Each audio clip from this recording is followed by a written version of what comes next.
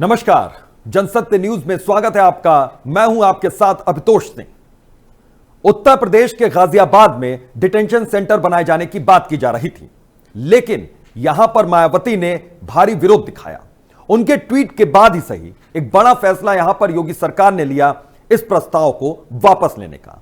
लेकिन आपको अपनी हम इस रिपोर्ट में यह दिखाएंगे कि डिटेंशन सेंटर आखिर क्या होते हैं, क्यों जरूरत पड़ती है डिटेंशन सेंटर बनाने की। कुछ दिन पहले दिल्ली से सटा गाजियाबाद सुर्खियों में रहा, क्योंकि कहा यह जा रहा था कि यहां पर डिटेंशन सेंटर को बनाए जाने की चर्चा थी।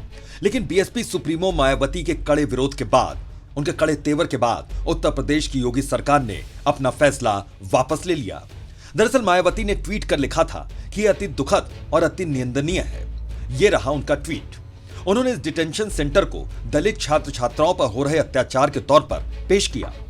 मामला तूल पकड़ता उससे पहले ही डिटेंशन सेंटर को बनाने का प्रस्ताव वापस ले लिया गया। अब फिलहाल ये नहीं बनाया जाएगा और अब ये छात्रावास ही रहेगा। बहरहाल प्रशासनिक अधिकारियों की जानकारी के बाद यह तय हो गया कि अब नंदग्राम में डिटेंशन सेंटर पर पूरी तरह से विराम लग चुका है। आपको बता दें कि नंदग्राम में दलित छात्र छात्राओं के लिए अलग अलग 2 अंबेडकर छात्रावास बने हुए हैं। इनकी क्षमता 408 छात्र छात्राओं की है। 15 जनवरी 2011 को इसका उद्घाटन हुआ था। देखरेख के अभाव में यह इमारत जर्जर हालत में पहुंच चुकी है। महिला छात्रावास का भी यही हाल है। इसकी इमारत भी जर्जर हालत में पहुंच गई। अब आपको डिटेंशन सेंटर के बारे में थोड़ी जानकारी दे देते हैं कि दरअसल इसका काम क्या होता है और किन जगहों पर यह बने हुए हैं। इसमें अवैध अप्रवासियों को रखा जाता है जो कि दूसरे देशों से भारत में अवैध रूप से रह रहे हों। The foreigners act, passport act का उल्लंघन करने वाले विदेशी नागरिकों को भी इसमें रखा जाता है। यह कहा जाता है कि डिटेंशन सेंटर में ये नागरिक उस वक्त तक रहते हैं जब तक इनका प्रत्यर्पण न हो जाए।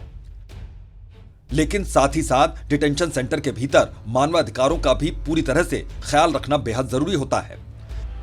इन्हें यही वजह है कि कई तरह की सुविधाएं इस डिटेंशन सेंटर में मुहैया करवाई जाती हैं। फिलहाल देश के कई जगहों पर ये डिटेंशन सेंटर बने हुए हैं, जैसे कि असम, दिल्ली, मापसा जो गोवा में है। इसके अलावा राजस्थान के अलवर जेल को भी डिटेंशन सेंटर में तब्दील किया गया है। पंजाब का अमृतसर जेल भी डिटेंशन सेंटर है। इसके अलावा बेंगलुरु के पास सोंडे कोप्पा जो कि कर्नाटक में आता है, यहां भी डिटेंशन सेंटर बना हुआ है।